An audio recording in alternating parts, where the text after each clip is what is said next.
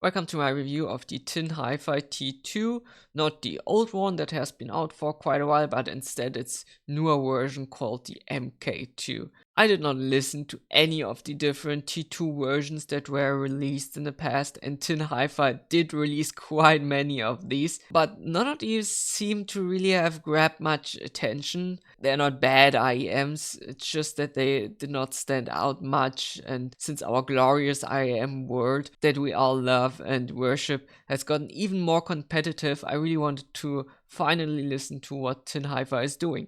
And maybe the MK2 will find its place among the zeros and hexas of today. So let's just start with build quality. The MK2 is built really well. It's basically a complete metal body that's pretty heavy. It does have this weird bullet type design. It's just not my cup of tea. Just from the looks of it, it does not feel very ergonomic, at least in hand, like all the other IEMs I have here. They are kind of shaped to kind of adjust to your ear or something. It does feel really solid, and I'm pretty sure this thing can take quite a beating. The cable is rather disappointing though.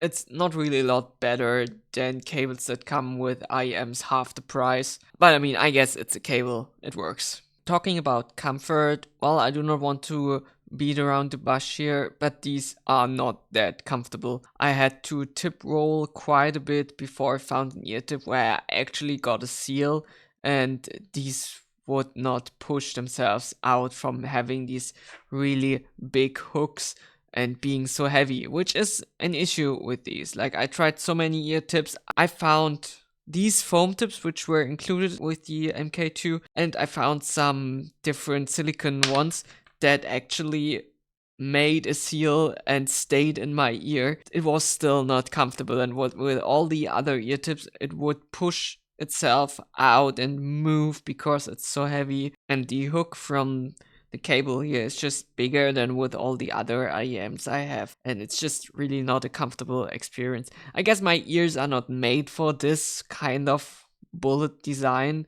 Like, it does not feel ergonomic at all to me, like most other IEMs do. But at least these do not hurt or put pressure in your ears. It's just that they never really feel secure to me, and maybe I would have to change the cable if I decide to keep these. But yeah, just not comfortable in my eyes. Finally, sound.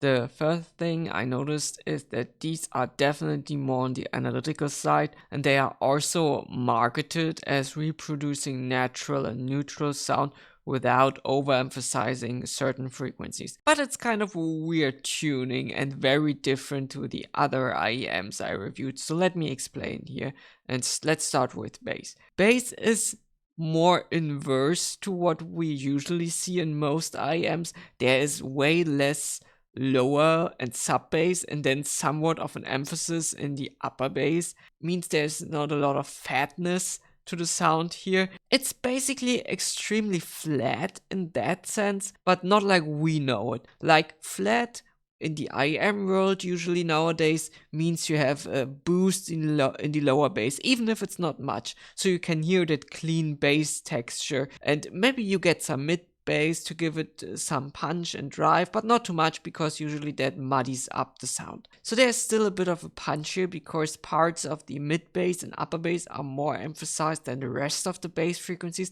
but there really is not a lot of lower bass presence and bass presence as a whole. And it's weird because sometimes usually more pronounced bass lines are pretty quiet. Also, the bass has this rubbery sound to it. Like, you have this emphasis in the lower mid-range, and this kind of softens up all the bass hits and just the bass as a whole. And it just does not sound right here, and there is not real impact behind it. So this is not an IEM for anyone who likes anything north of neutral regarding bass amount, but it isn't for those flat guys either because of the emphasis in the upper bass region, which does take away from this clean sub bass rumble that is barely there most of the time. And I mean, neutral bass does not mean let the lower frequencies disappear. Midrange is the best thing here, I would say. It's somewhat forward and clean. It makes sense that this is a mid-range focused IEM. some synthesizer loops and whatever, and guitars sound really nice. It's full and present with enough clarity. There's just enough presence here to not get shouty, and it is balanced quite well between being muddy or thin sounding. Both male and female voices sound quite okay.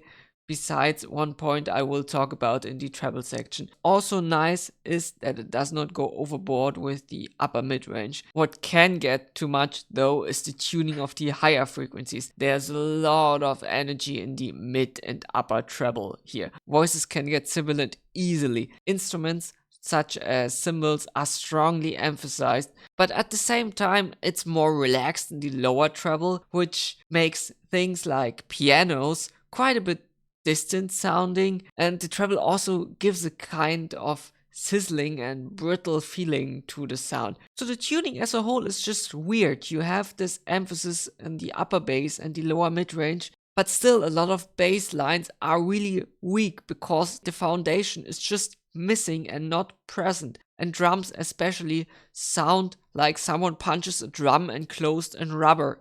Then the mid-range is quite nice, which is a plus. Then you have a mix between relaxed on the one side and damn my ears are bleeding treble on the other side. I guess I could live without the bass presence, but the treble is just over the top here. So maybe I'm not a target audience here, because I'm pretty sure these are not intended for music listening, as I mean, not like as an all-rounder, but more so in the outro. Separation of instruments works fine. I guess the missing bass does help here with not mushing stuff together, but it's also just that. It's missing, and what's there does not have good texture or whatever. I mean, these are in-ear monitors, so the intended use case is for working purposes. After researching a little bit and looking at the frequency response graph, this thing is actually kinda close to a pretty relaxed IF neutral curve. So when most reviewers talk about neutral sound,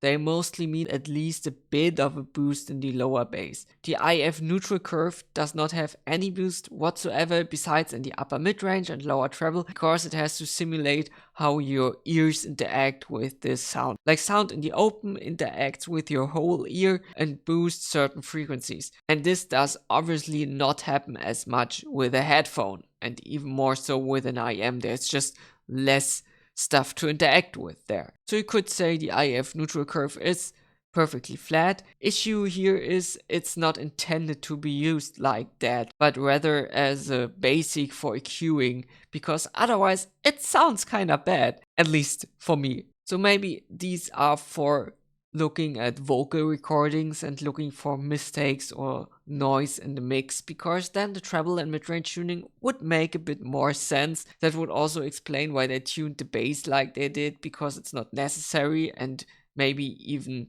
bothersome with the recording there. But I'm just guessing here, and I'm not a professional. Like, my reviews are mostly intended to get an idea how the headphone or the IM works for everyday use, which music does sound good, is it good for gaming, and all this kind of stuff. And if I am talking about mixing stuff, recording, and how the IM or the tuning works with that, I will say so in the review and make another point about that then.